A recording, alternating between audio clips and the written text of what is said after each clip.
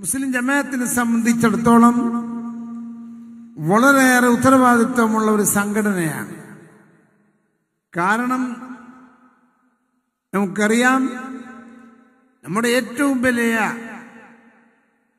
Supreme തീരുമാനം കേന്ദ്ര മുശാവറയാണ്. നിങ്ങൾക്കിവിടെ നോക്കിയാൽ കാണാം, നടക്കാൻ പ്രയാസമുള്ള, ഇരിക്കാൻ പ്രയാസമുള്ള, നിസ്കരിക്കാൻ പ്രയാസമുള്ള കുറേയേറെ വയസ്സുകൾ അധികരിച്ച, വാർദ്ധക്യം ചെന്ന പല നേതാക്കൾ നമ്മുടെ മുമ്പിൽ കാണാൻ നമ്മുടെ മുശാവറ അംഗമാണ്. ഈ വയസ്സും പ്രായവുമുള്ള 40ഓളം വരുന്ന മുശാവറ, കേന്ദ്ര മുശാവറയുടെ തീരുമാനങ്ങൾ, ആ തീരുമാനങ്ങൾ എടുക്കുക, അത് സമൂഹത്തെ അറിയിക്കുക എന്നുള്ളതാണ് മുശാവറയുടെ ഉദ്ദേശം. പണ്ഡിതോചിതമായി വളരെ ആലോചിച്ചു, വളരെ നിലക്ക് തെളിവുകളോടുകൂടി മുശാവറ തീരുമാനമെടുത്താൽ ആ തീരുമാനം അൽഹംദുലില്ലാഹ് ഇന്ന് വരെയും തിരുത്തേണ്ടി വന്നിട്ടില്ല, പിൻവലിക്കേണ്ടി വന്നിട്ടില്ല എന്നുള്ളത് വളരെ യാഥാർത്ഥ്യമാണ്.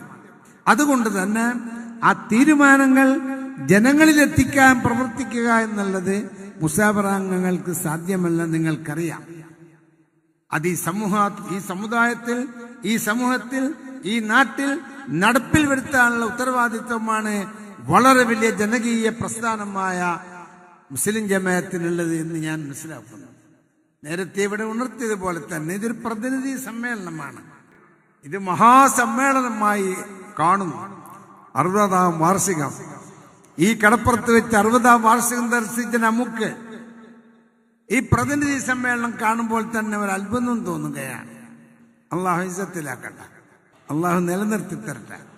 അതുകൊണ്ട് എനിക്ക് ഈ സമയത്ത് ഉണർത്താനുള്ളത്, സമസ്ത കേരള ജമിയത്തിൽ നമ്മുടെ കേന്ദ്ര മുശാവറ തീരുമാനിക്കുന്ന തീരുമാനങ്ങൾക്കനുസരിച്ച് അത് ഈ സമൂഹത്തിലും സമുദായത്തിലും നാട്ടിനും വേണ്ടി പ്രചരിപ്പിക്കാനും പ്രവർത്തിക്കാനും നടപ്പിൽ വരുത്തുവാനും വളരെയേറെ കടമ ഏറ്റവും വലിയ ജനകീയ പ്രസ്ഥാനമായ വളർന്നു കഴിഞ്ഞ മുസ്ലിം ജമാഅത്തിനുണ്ട് എന്നും, നിങ്ങളുടെ അരുമ സന്താനങ്ങളെന്ന നിലക്ക് SSFനെയും നിങ്ങളുടെ ഇളയ സഹോദരന്മാർ എന്ന നിലക്ക് SYSനെയും കൂട്ടുപിടിച്ചുകൊണ്ട് ഒത്തൊരുമയോടുകൂടി മുന്നോട്ട് നീക്കുക.